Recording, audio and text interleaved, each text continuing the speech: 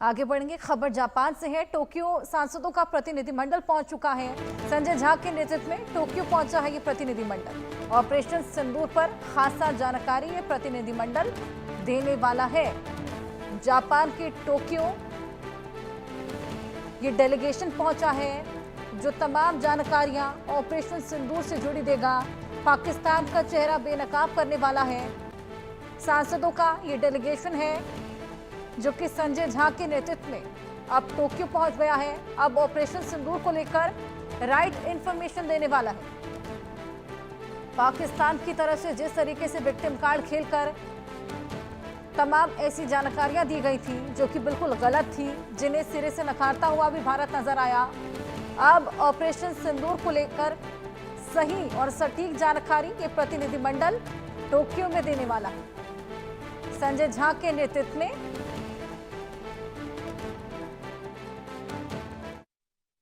ठीक नहीं कि अगर उनके देश में होता है तो आतंकवाद है, भारत में होता है तो भारत और पाकिस्तान के बीच का मामला है। हम पहलगाम से लेकर सीज फायर तक सारे इंसिडेंट्स को विद प्रूफ दुनिया के मंच पर रखेंगे। Thank you so much.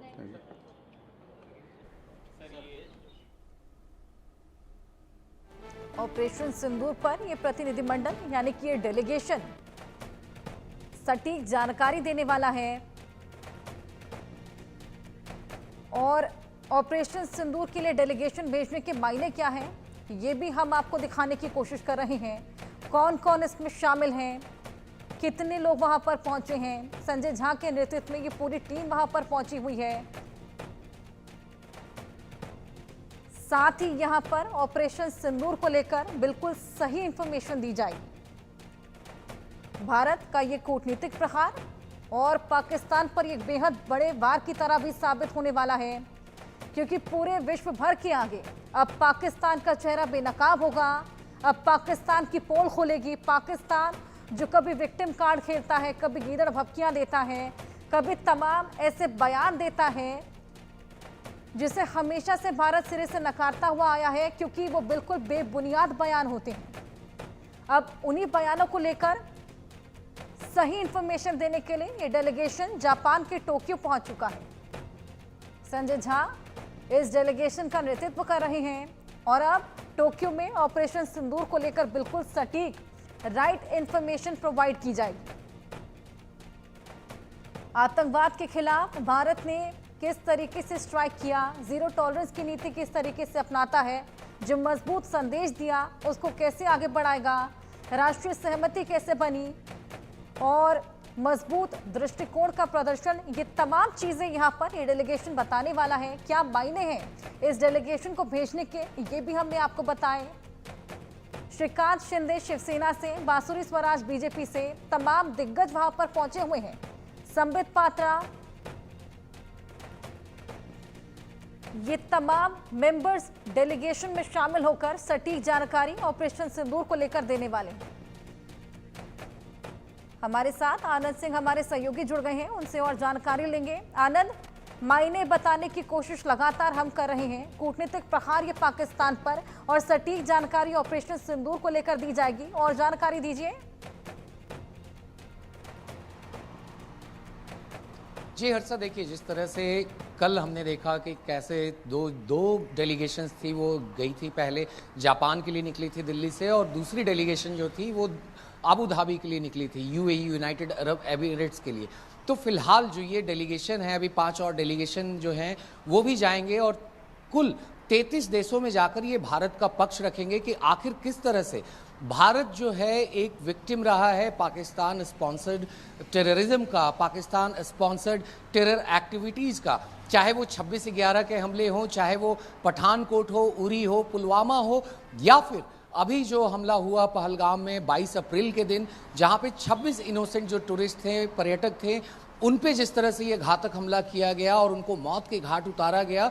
तो इन सब पे जो एक कंप्लीट डोजियर है वो भारत के जो डेलीगेट्स हैं वो लेकर जा रहे हैं इन 33 देशों में, और वो भारत का पक्ष रखेंगे कि आखिर किस तरह से जो हक्कानी नेटवर्क है, चाहे वो जैसे मोहम्मद हो, चाहे वो लश्कर तैयबा हो या फिर TRF हो, ये आखिर जो टेरर आउटफिट्स हैं वो कैसे पाकिस्तान की सरजमी पे फल फूल रहे हैं। आखिर पाकिस्तान की जो ISI है, उनकी खुफिया एजेंसी, वो कैसे इनकी मदद कर रही है, पाकिस्तान की मिलिट्री एस्टैब्लिशमेंट भी उनका क्या रोल रहा है, इन सारे मुद्दों पर पूरा जो ये इंडियन डेलीगेट है वो तमाम 33 देशों के जो बड़े गवर्नमेंट ऑफिशियल्स हैं, वहाँ के रिप्रेजेंटेटिव्स हैं, मिनिस्टर्स हैं, उनके साथ में ये सारी बातों को शेयर करेंगे और वो ये भी बतलाएंगे कि आखिर किस तरह से ये जो पूरा टेररिज्म का नेटवर्क है जो पाकिस्तान के सरजमी से चलता है, वो किस तरीके से आखिर उसको फाइनेंशियल फंडिंग दी जाती है, उसको बढ़ावा दिया जाता है पाकिस्तान में,